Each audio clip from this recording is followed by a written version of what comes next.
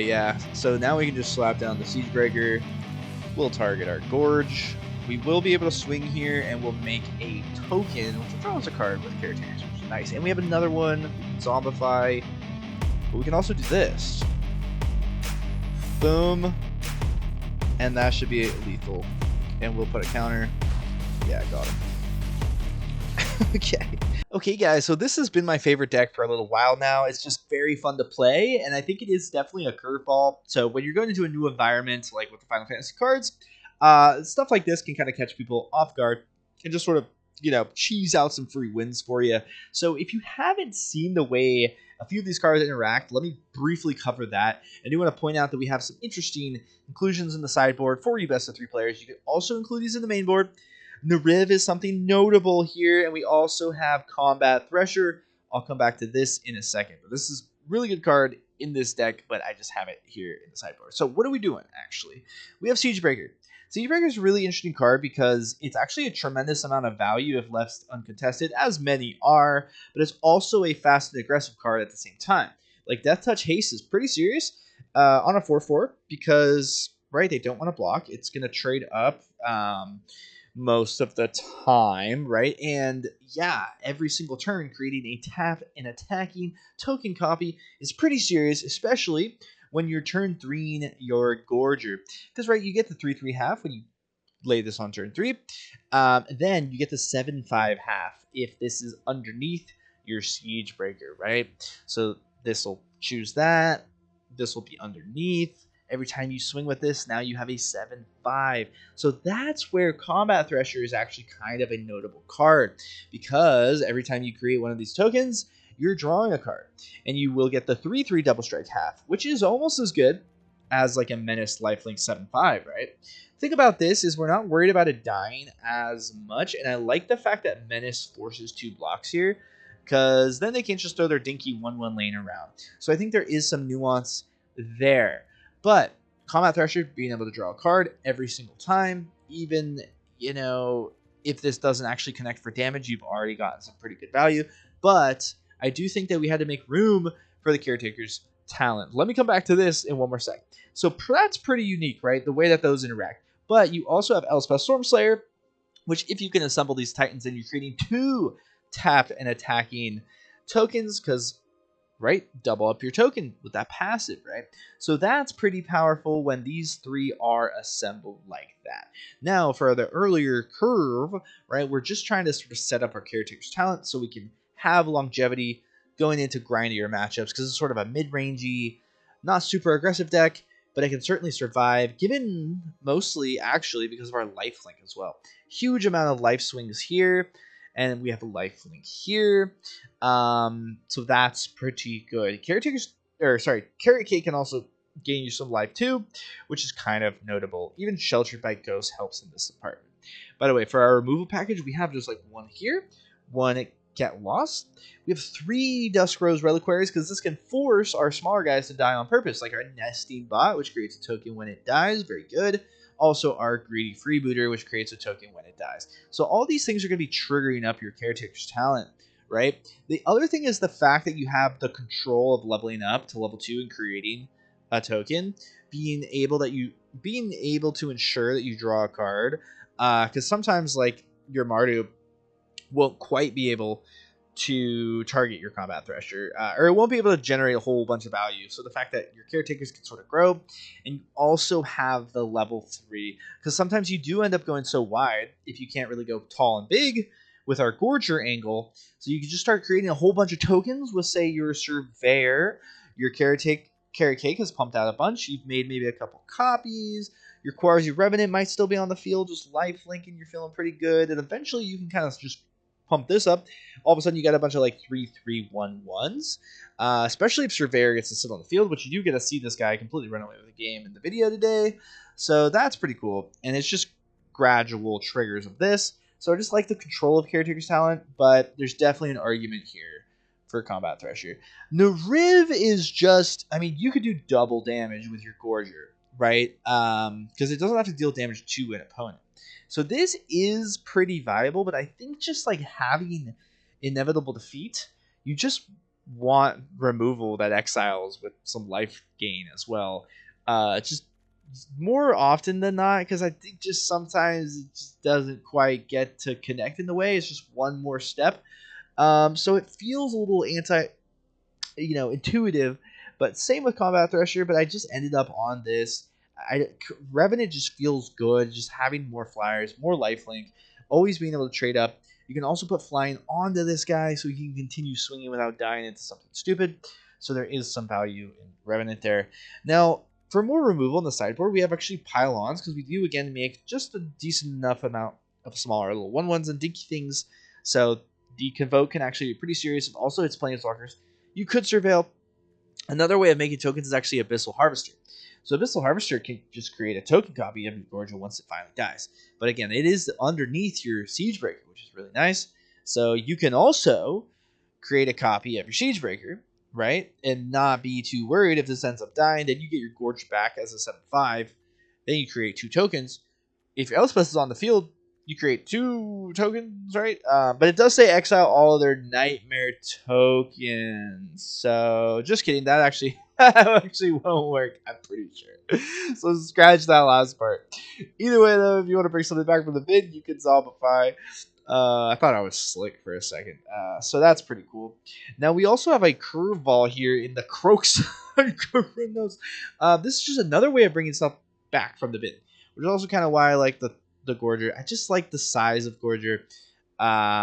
It doesn't have trample, but the menace is real. The lifelink is real. This is also more lifelink, so we don't just get run over by more aggressive decks. But maybe you find that Combat Thresher is nice. Maybe you sideboard in 2 Combat Threshers. You take out 2 Caretaker's Talent. That wouldn't be insane, because you should be able to draw cards and maybe find 1 Thresher, 1 Caretakers, You could sort of adjust. I think you need like at least 3 Carrot Cakes.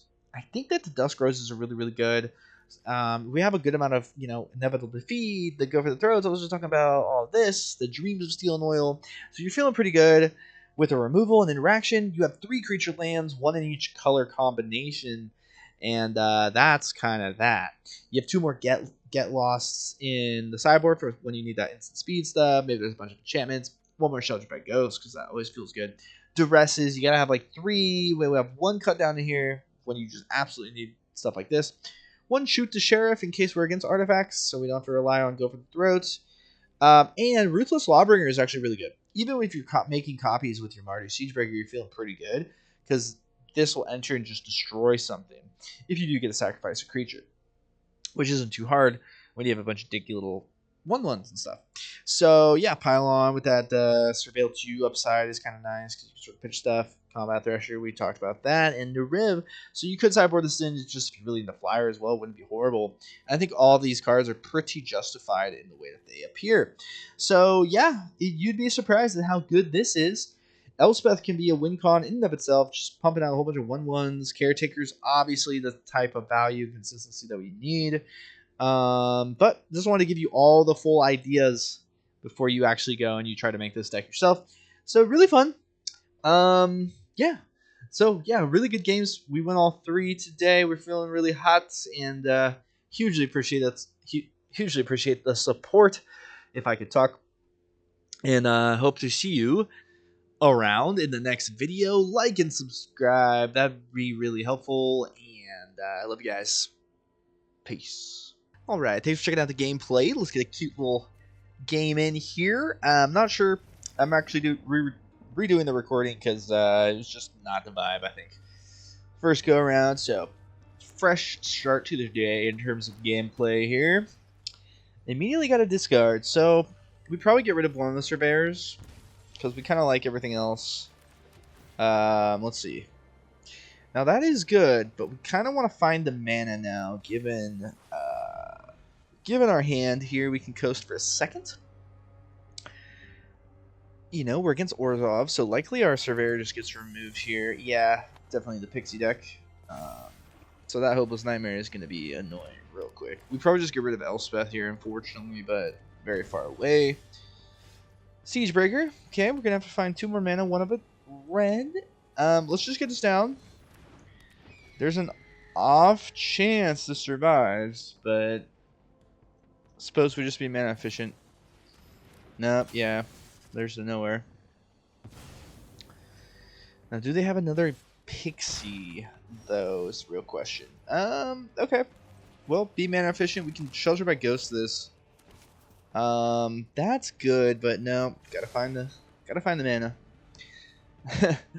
We'll see. I mean, like, we have the ammunition to drive home a victory here, but it's just a matter of if we can get there or not. So they probably hit the Shelter by Ghost here, right? They should, I would say. But they're probably playing Nowhere to Run, so that would just get around the ward anyway. But I do choose it. That kind of tells me they don't have one. No second Pixie. They probably would have laid it, you know what I mean? The mountain's actually pretty good here, all things considered. Let's get this down before we have to get rid of it to something. I suppose we could swing. Okay, at least we have a card draw engine online with a Caretaker still ready to be popped. Nesting Bot can help with card draw too as we go on here. But there is a 2 damage flyer in the air, which is actually kind of a problem. But okay, so this is what we do. We copy this 100%. Now they could remove this. Nothing. Yeah, okay, nothing. That's pretty good. Surveil. Now, don't need that necessarily. But what we can do is, of course, Caretaker on their turn. Going into our next turn after this, feeling relatively good, all things considered. We might be doing this early, but whatever. Okay. They don't even have anything, so. Mardu Siegebreaker is just probably the move. But so is just getting this down. You know what I mean? And this. Then you can Mardu here. Should have him, should be pretty good position. We're going to draw a card as well from, you know.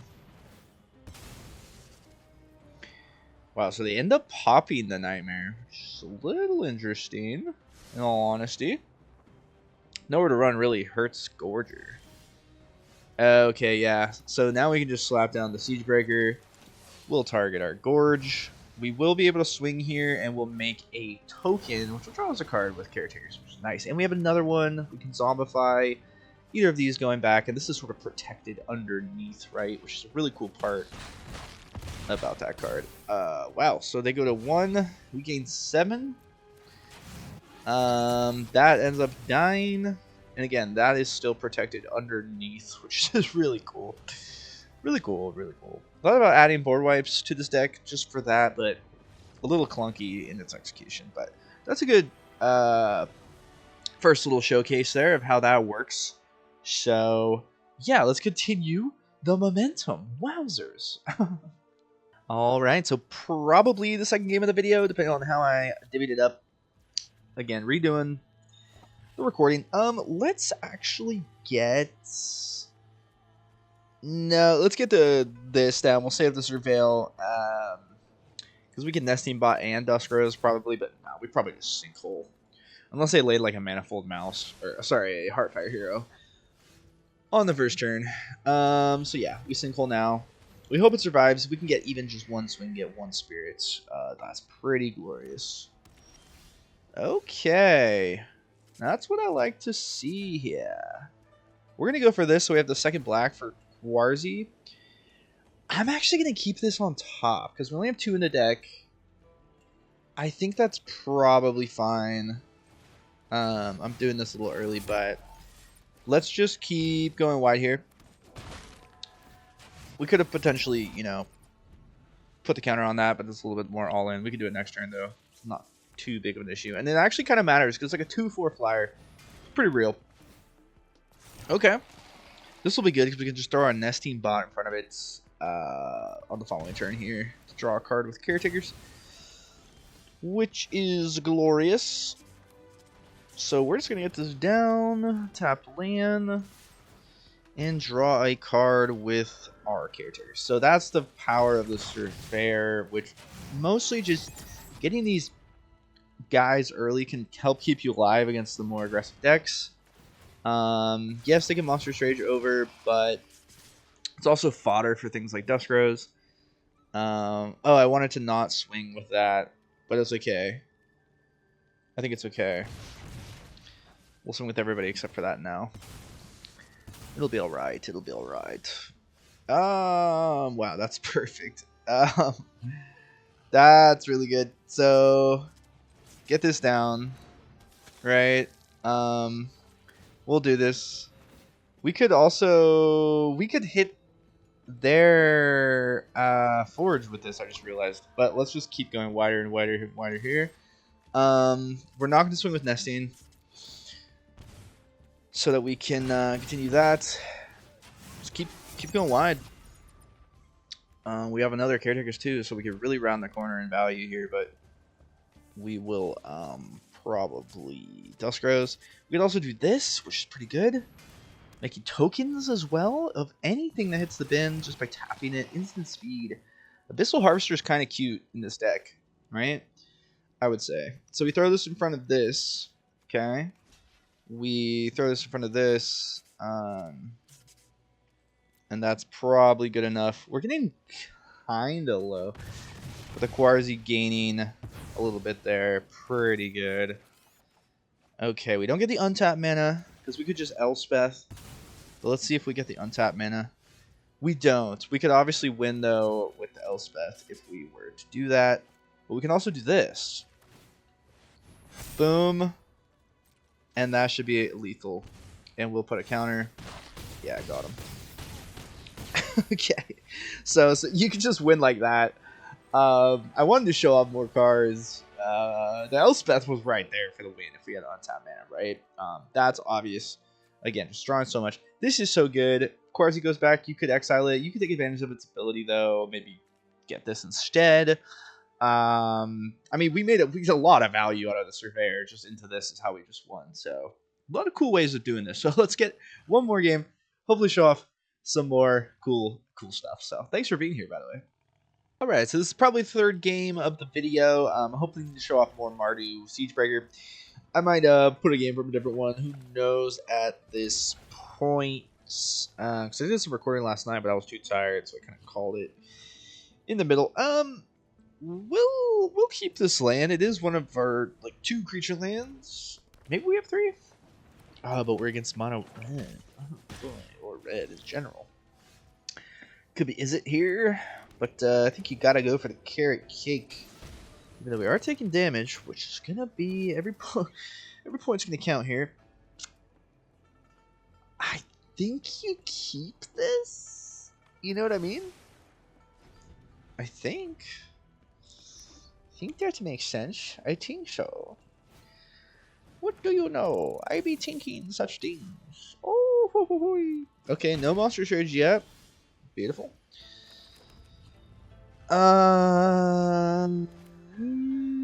Let's let him put stuff onto the hero, then we exile it, right? I think that makes sense. I mean, this is... no.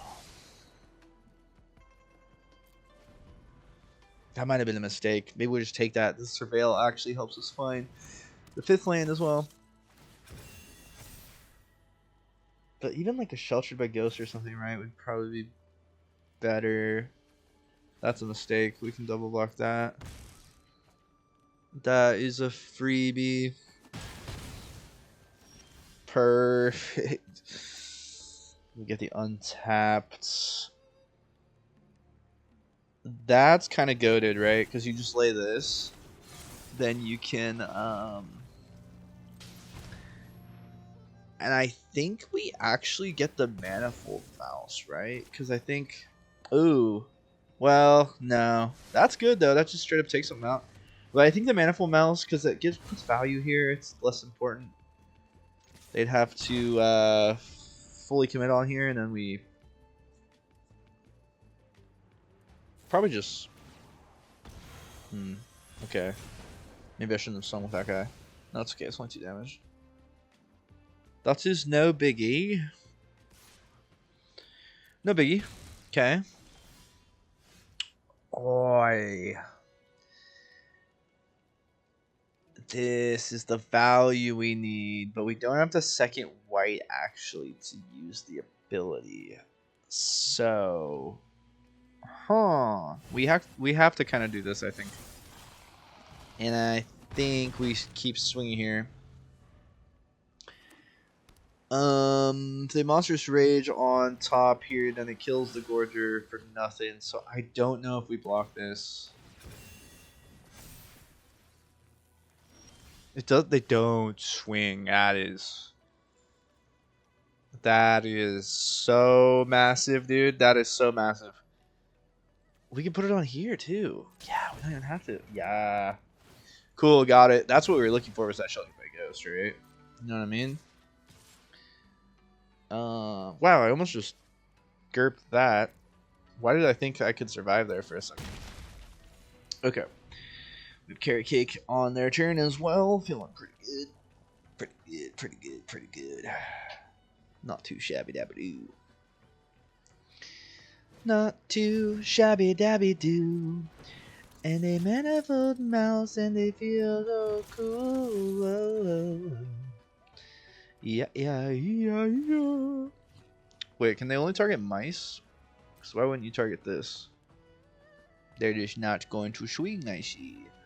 We do this, though. 100%, 100%. Ooh, I mean... Nah, look for an untapped or answers. Yeah. Probably stupid. That's probably stupid by me. But... Oh, cool. We get to show off Inevitable Defeat. I haven't actually cast this card yet. I just never seem to get it.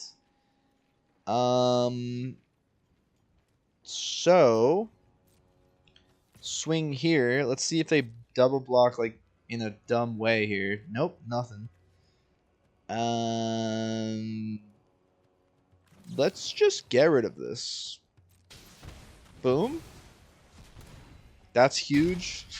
Yeah, we just did 6, gained a 6. Combination of those.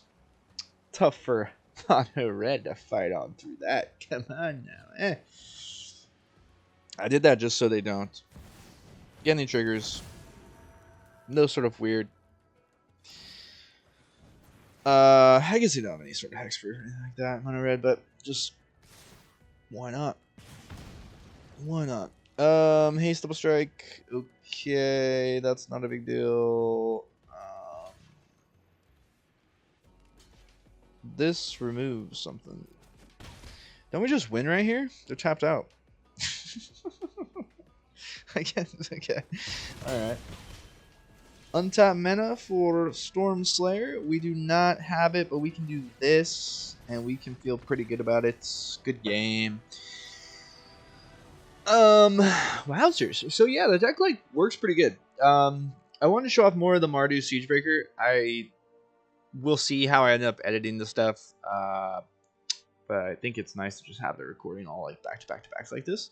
So we'll see. But I hugely appreciate you guys checking out the deck. This deck is probably ready for Final Fantasy. I mean, there's a lot of cool ETBs. I'm not really sure in like Mardu colors, but there was definitely a few ETB stuff. There's something I was trying to remember in particular from the Final Fantasy set that I thought would be really good in this. But regardless, though, I think that yeah, this is the kind of deck that's fun, and then any creature that has an ETB in these colors, you know, it becomes a lot more interesting. So I like those kind of builds. Anyway, see you in the next one. Have a good rest of your day. Take care, guys.